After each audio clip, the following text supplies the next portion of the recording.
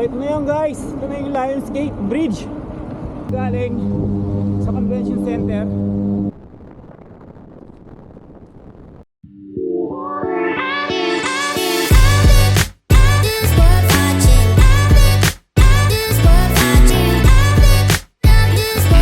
Hello guys, ako nga pala si Brian, and for today, samahan niyong ikutin ang isa sa pinakamagandang lugar dito sa Canada, Vancouver.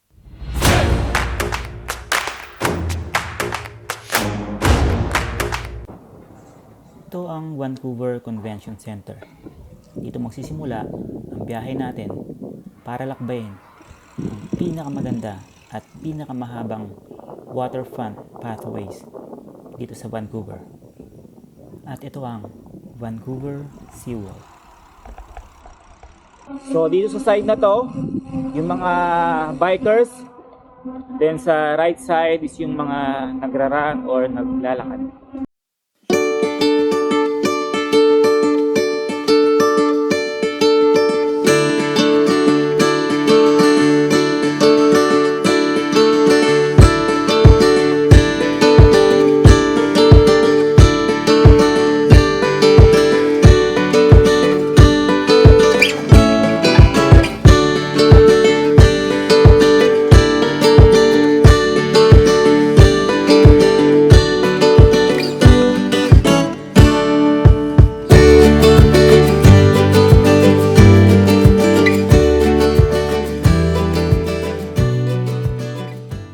At sa puntong nga ito guys ay medyo lumalakas ng ulan kaya naisipan ko munang sumilong. At nang tumila na nga ang ulan ay nagdesisyon na akong umalis at mahaba-haba pang aking papadyakin.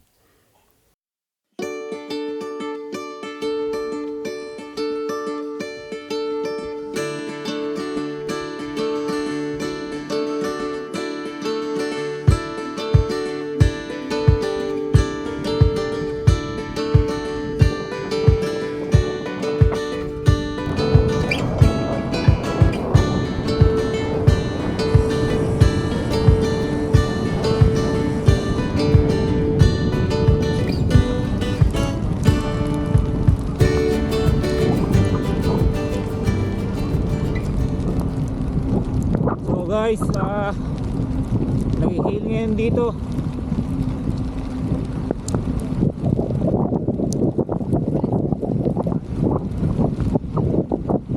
Pero okay lang.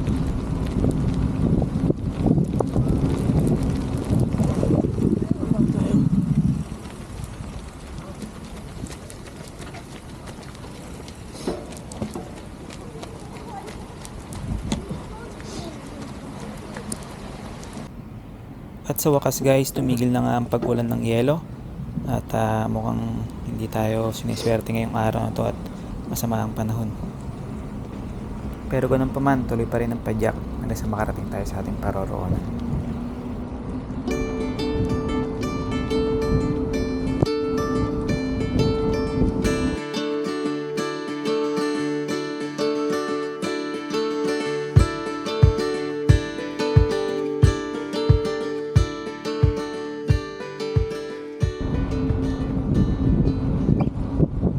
Guys, nga pala ang Vancouver Seawall is 28 kilometer long. So kung nagbabalak kayong pumunta rito ay meron naman kayong maatila na bike.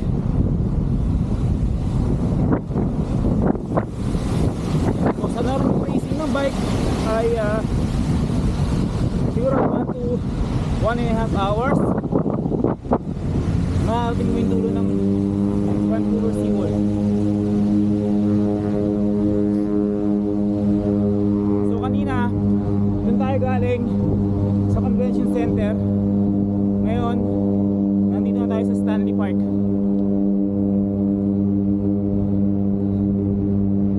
Ganda rito guys, sarap magbike, ang sarap din tumakbo rito. So guys, kung gusto nyo pumunta rito sa Vancouver Seawall at wala kayong bike, meron naman kayong maarkila na bike dito. Ito yun. Yan. So ang gagawin nyo lang is I-download nyo lang sa mga cellphone nyo yung Mobi app, and then if you follow nyo instructions. And syempre, credit card is required.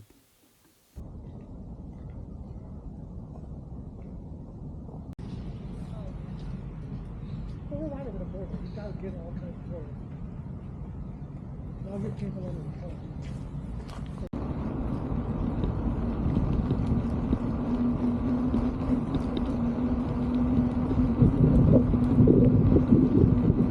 So ito na yung Brockton Point. Dito yung Stanley Park. And then dito naman yung Hallelujah Point. Ito si Harry Jerome, the fastest man on earth noong panahon niya. Siya lang naman ang nag-iisang record holder ng 100-meter run with 3 different times at hinawakan niya ang titulong ito for 100 years. At syempre, dahil isa sa sports ko ang marathon, nagpa-picture muna ako kay Idol. Ito naman ang famous 9 o'clock gun. Tinawag siyang 9 o'clock gun kasi daily at every 9 PM siyang pinapaputok. Nung panahong iyon, nagsilbi itong signal o hudyat sa mga manlalayag para malaman ang oras.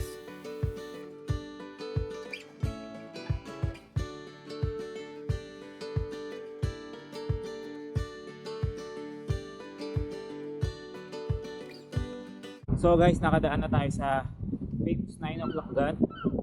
Ngayon, pupunta na tayo sa lighthouse.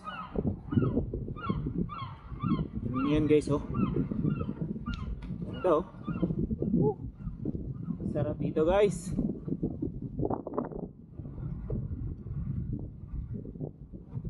Look at that view. Wow. Imagine. Ito yung bundok, tapos ito yung city. Napakaganda. So, ito yung lighthouse. Try natin pumunta rito.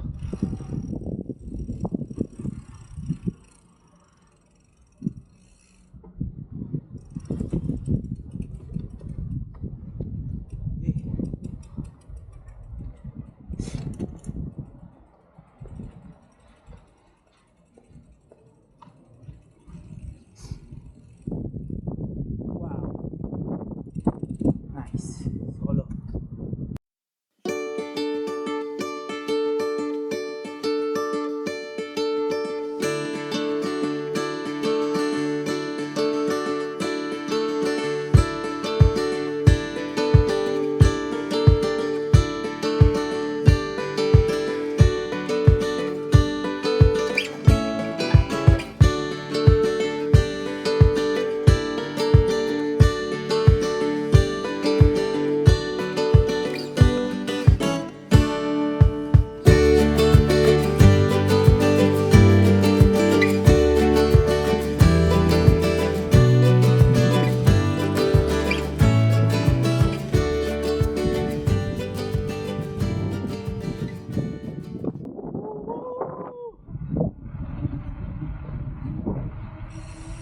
Sobrang ganda rito guys.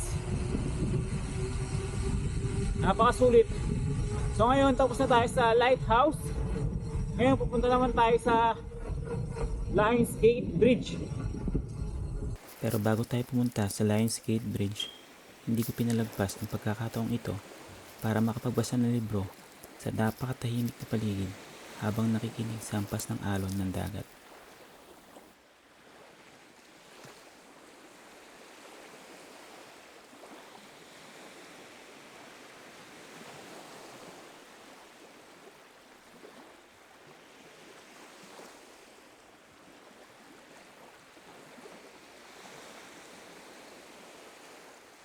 Papansin nyo guys, hindi ako nakasakay sa bike ko kasi yung sign na yan is dapat hindi ka nakasakay sa bike dahil malapit ka sa mga tumatakbo at naglalakad.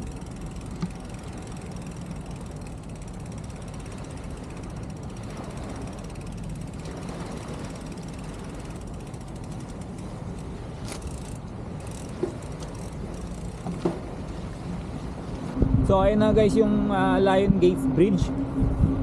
Ganda, di ba? Kita niyo naman. Tapos yung mountain dito, Sit down with him. may snow. Wow. What a view. Hindi ko na nga napigilang kumanta. Pwede tayong mag-retire sa Vancouver sa may dagat.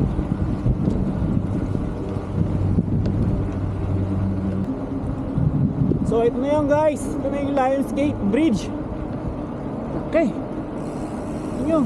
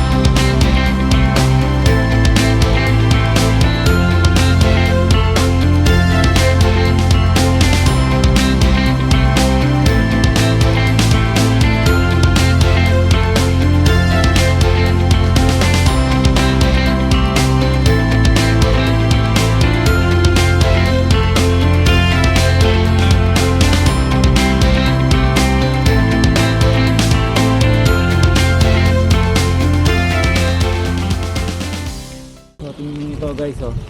Ito ang kagandahan dito pagka umarkila ka sa Moby Bikes ng bike nila. Anywhere between Vancouver Convention Center hanggang Kitsilano, pwede mo siyang isole. Yan. Kapark mo lang yung bike mo dyan. It's good to go ka na.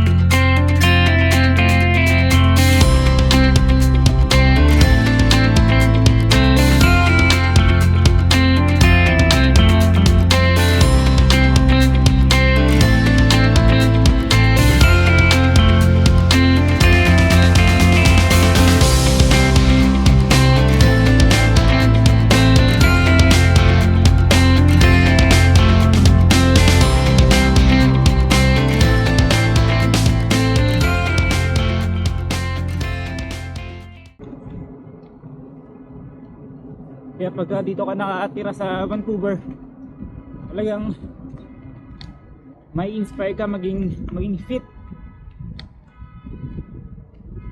Parang laging gusto mong mag-exercise kasi alam mo yun, napakaganda ng weather, hindi ganong malamig, hindi ganong nag-snow, kaya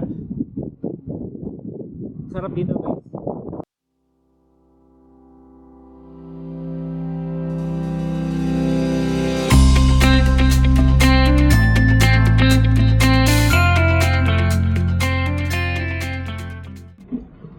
Sa wakas guys, nasa Granville Island na tayo. Makakakain na. Woohoo!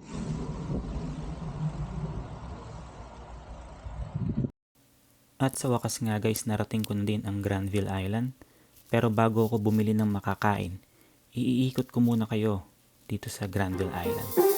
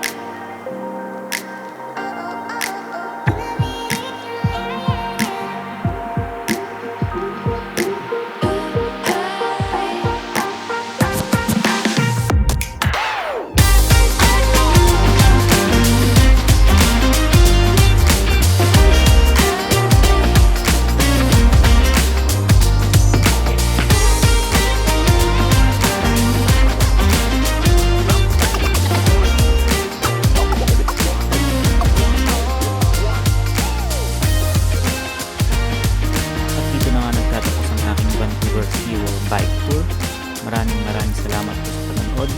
Ingat po and God bless.